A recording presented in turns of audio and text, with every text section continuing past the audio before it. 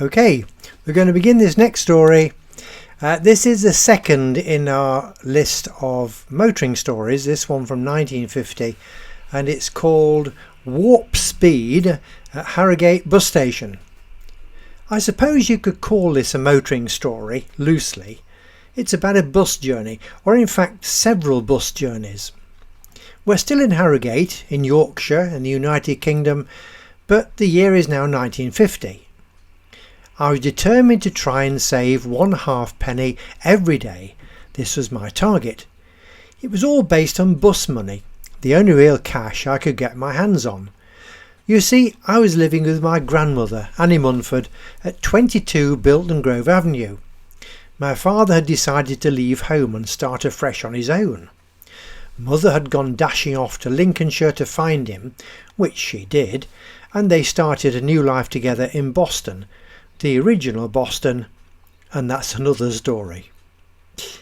I'd been established at Norwood College on Harrogate's Leeds Road for a couple of years and travelled there by service bus.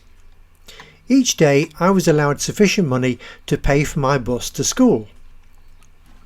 Norwood College on the Leeds Road out of Harrogate was on the route served by West Yorkshire buses heading south.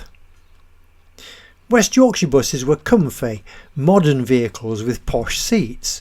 They were also more expensive to travel on than another operator also heading in the same direction. Samuel Ledgard's buses operated from Bradford, the smoky, rather more down-market cousin to Leeds, the main business hub of West Yorkshire. Now you see, Ledgard's buses were a bit older and more basic. They had wooden seats for a start. Have you ever travelled on a double-decker bus with wooden seats? Consequently, Ledgard's did not charge as much as the West Yorkshire Company. A Ledgard's double-decker heading for Bradford left the Harrogate bus station a minute or two before the West Yorkshire double-decker for Leeds. I'd worked out carefully that if I could catch that Ledgard's bus, I could save 1/2 penny on that one journey, and that money would be mine. In 12 days I could gain 6pence.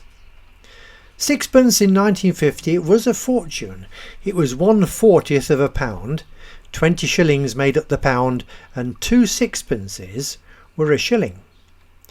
To achieve this saving, all I had to do was arrive at the Harrogate bus station with enough time to race up the hill to the front of the bus queue before the Ledgard's bus left.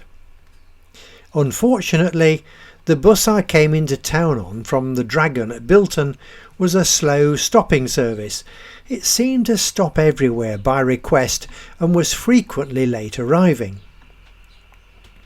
Each day I would still set off full of hope and at high speed to see if the Ledgard's bus was still there. More often than not, I could see it heading up the road past Station Bridge and off down Station Parade. The days I did make it on the Ledgard's bus were a real achievement. It was so unfortunate that I was so dependent on the driver of that slow bus from Bilton. Or for 1/2 penny, you might say, but if you relate that proportion of my weekly pocket money of 6pence, how would it relate today if, say, you had a pocket money of £1? It would be a shilling. Perhaps I managed to catch that Ledgard's bus a couple of times a week. The regular users of Harrogate bus station got used to this small tubby character in Norwood College blazer, weaving his way at warp speed through the queues to reach the impossible. I was by now, you see, an avid Dan Dare fan, having persuaded my family to ensure I received that new Eagle weekly comic regularly in the post. All these early disappointments with my budgeting as a 6-year-old helped me get over many even bigger problems in the future. That's the end of that little story, but before we leave Harrogate in 1950, I'm going to leave you with a few more photographs of Samuel Ledgard's buses. Now, they were in fact a legend in their time, Samuel Ledgard himself started the bus company in 1912, and the bus company closed in 1967. Samuel Ledgard himself died in the early 1950s, but he was an inspired man, and the buses were, as I say, a legend in their time. One or two photographs of Harrogate, the bus station, and then there's a photograph coming up of the bus station in modern times. It's still on the same site. Lots of towns have moved their bus stations, but this one is exactly the same place as I remember in 1950. So there we are. I hope you enjoyed listening to our stories. If you do, we'd be very pleased if you could give us a like on YouTube. Then the YouTube people will know that you like what we're doing.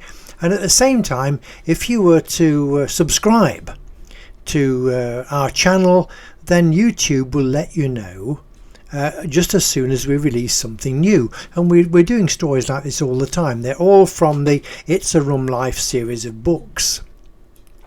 Now, if you want to look at these books, then you can find free access on our website.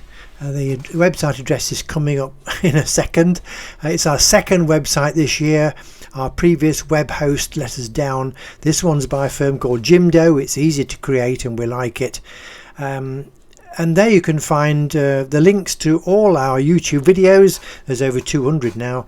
There are over 200 audio stories, and there are 10 complete ebooks.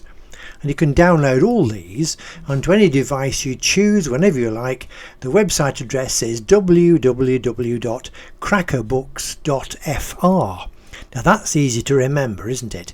www.crackerbooks.fr. So there's hours of entertainment there. We do hope you enjoy looking at it, and thank you for watching our video this time. I hope to see you again. All the best.